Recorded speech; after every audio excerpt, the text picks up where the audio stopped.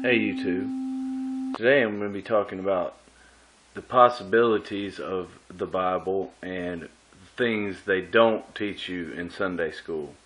Um, you see books like 1001 Tough Questions About the Bible, or strange questions people ask about the Bible, or things in the Bible that people don't understand make sense. Well, what we're going to do here is a think tank, and what we'll do is take one or two a day every time I upload, and we'll go through them, and then we'll keep adding to them until we get some comments and some people who actually know, and some opinions. And what we'll do is come up with our best opinion on the subject. There's no structure or any particular place to start. I would start.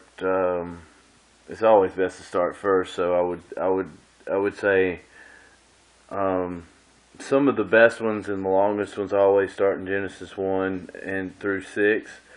You never learn about the Nephilim, which is all over the internet and is widely known today, but no one taught anybody about the Nephilim, and still don't in some churches around here. Genesis 6 is just not talked about in Protestant or Catholic churches. And it's written, I mean, it's in other books too. It's even in some of the apocryphal books and the books that were taken out, like Enoch and Yasher, and but it's in the book of Jude and the book of Peter about the angels that sinned and Mount Hermon, and there's even a similar story in Babylonian and Assyrian ancient text.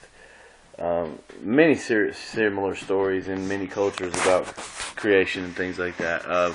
One question is kind of like, where did Cain's wife come from? If God sent him into the land of wonder, he sent him away from his family. Where did he find a wife down there? That can be answered in a bunch of ways, and we're going to do one on those, but that one's going to take a while. And there's 1,000 possibilities, and maybe you heard one of my old uploads about the 6th-day man as opposed to the 8th-day man. Almost as if God created a certain race of beings, male and female, on day 6, rested on day 7, and created Eth Ha-Adam, or the man, the farmer, the guy he wanted to tend his garden, or the first Messiah. As you call Jesus the second Adam, you'd have to call Adam the first Jesus, the first, because he was to be probably God's king over all the others. You don't hear that. Nobody teaches that that's a possibility, but that seems to be what the Hebrews say. We'll go over that. Today I just want to start with two light ones. There are... First of all, read Genesis 6, by the way, because that's a big one, and that's going to permeate throughout all the Bible. If you know Genesis 1 through 6, then the rest of the pieces of the puzzle of the Bible start to come together. Then you can start doing eschatology and figuring out the end times, and why Jesus talks about the fig tree, and why he talks about the enemy sowing tares into the wheat field of the master, and why her seed will crush your seed's head. You understand? Like the seed of the serpent. Who are the seed of the serpent? Why does Jesus say you are the sons of the devil? You're the sons of serpents, as opposed to children of light. He wasn't just talking about the sons of Cain as opposed to the sons of Seth either. And I can document that. But let me go to one. First, we'll go to one with Noah. Now, this doesn't have to be the case because it reads better in the Hebrew, but it does read. I mean, you can read it this way. Anybody that knows about Moses in the wilderness knows about the laws, and there were sexual laws that they couldn't, certain things they couldn't do, and they had certain funny idioms and things that we just don't call it today. Well, there's kind of just two strange things about Noah. The first one, after Noah planted a vineyard, and he drank too much wine one night. This is after the flood, and the ark had rested, and after all the flood and all that stuff, the ark had rested. Well, he planted a vineyard, and he drank too much wine one night. He got smashed, and his son Ham comes and brags to his other brother that his father was that he had uncovered his father's nakedness. His father was naked and drunk, and Japheth and Shem, the other two brothers, walked in backwards with a cover, not to shame their drunk father, and covered him up. First of all, I know these guys, they built a boat for 120 years. They're his children. They've had to have seen each other naked. I never understood that big deal either. So what that your dad's laying there naked? It would be more, that he's like, look, Daddy's laying there drunk naked. But why would that bring about such a horrible? Noah cursed Ham's firstborn son because of this. And he said, you will be a servant to your brothers forever because of what you have done. It seemed like such a harsh punishment just for going in and laughing at his father who had gotten drunk and naked. Well, this is the possibility. Now, don't send me any letters either, because I didn't make this up. This doesn't have to be the case. It could just be that he went in and laughed, but read just right, and if you read it in Hebrew, it really does read this way. In the laws of Moses, to uncover the nakedness of your father meant to sleep with his wife. That didn't necessarily have to be to sleep with your mother. A lot of times guys had 3 or 4 wives, or in those days. We know that Noah only took one on the ark. It didn't have to be Ham's mother. She could have been dead already. Noah was 500 years old. I don't know. But it could be that Ham, there's a lot of sexual craziness going on, just like today, because they made laws of it 400 years later. Don't sleep with animals. Don't sleep with your mother. Don't sleep with your sisters, which was going on, So he cursed. He didn't curse Ham. He cursed Canaan, the son.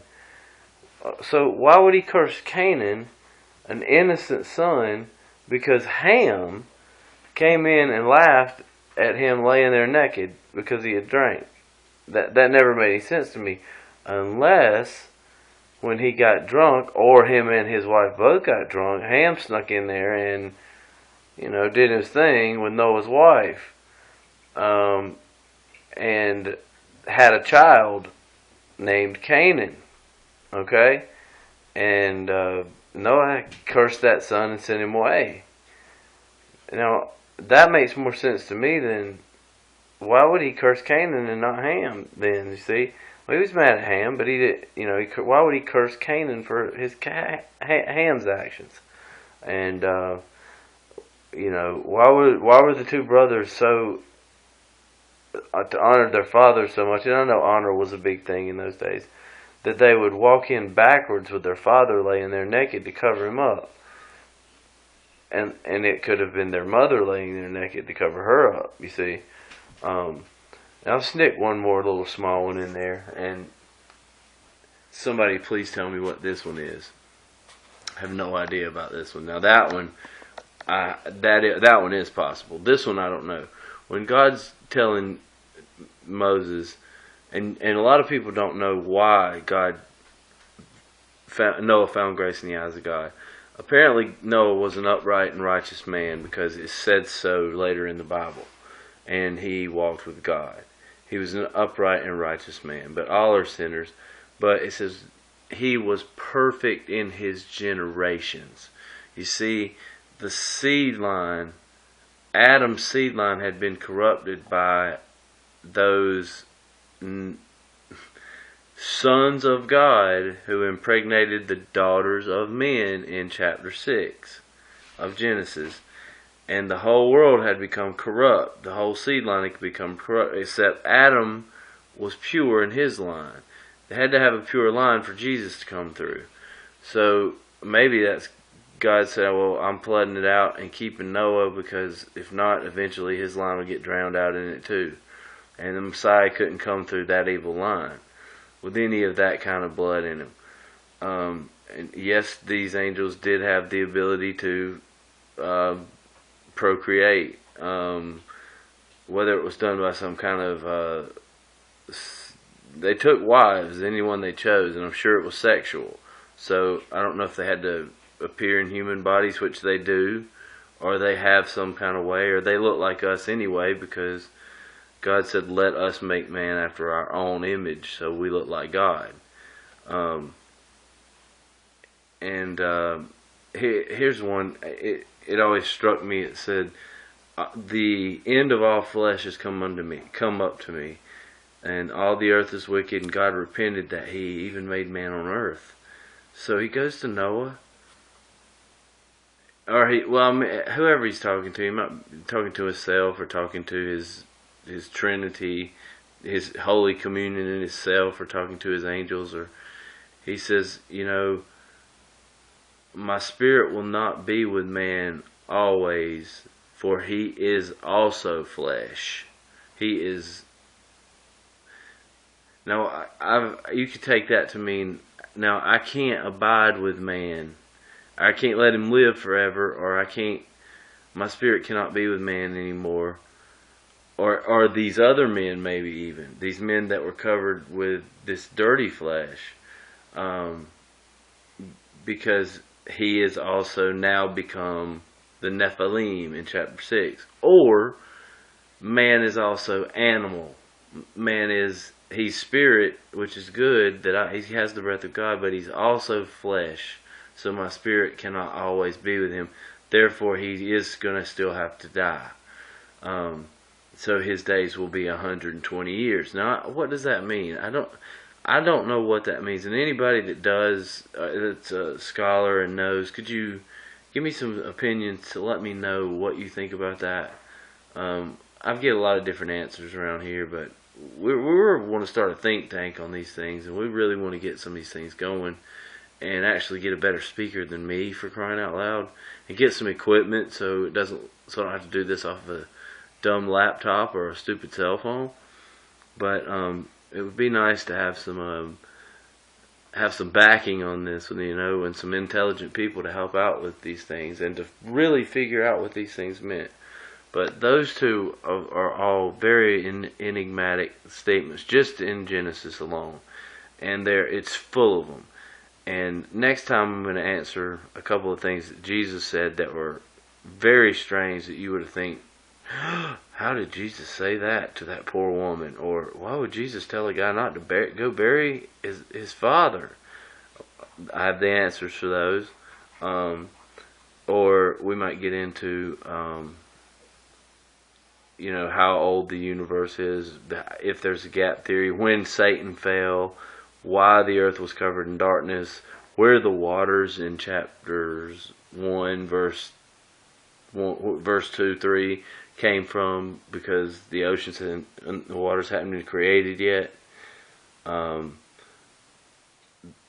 Things like that. We'll get into them, but these are good shows, and I think we'll have a lot of fun. So give me some feedback, and if you got some questions, or you got some, send some down, and we'll put them on. We'll think about them. We'll read them out, and we'll figure them out. Okay.